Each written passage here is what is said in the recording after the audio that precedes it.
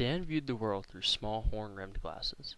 He did not hide behind them, but they were certainly a welcome barrier between his timid persona and the organized chaos of high school.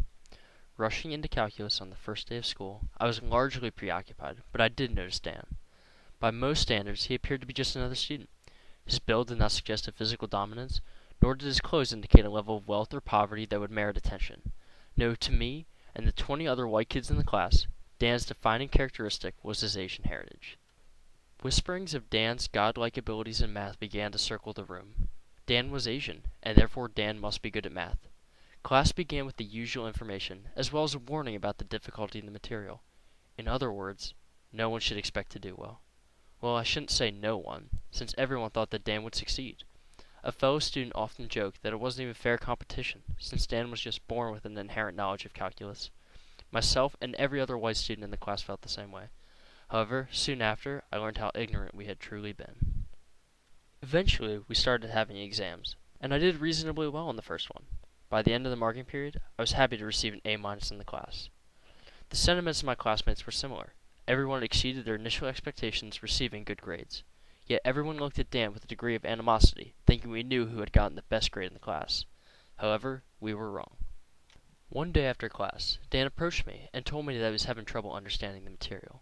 To me, this seemed absolutely absurd. How could Dan, the super Asian with incredible math skills, be having trouble in math? I looked at him and chuckled, commenting that he probably had more math knowledge than the rest of us combined. As I turned to walk away, I saw him shake his head in dismay. Yet I kept walking. It was an ignorant mistake. The next day brought more than new material.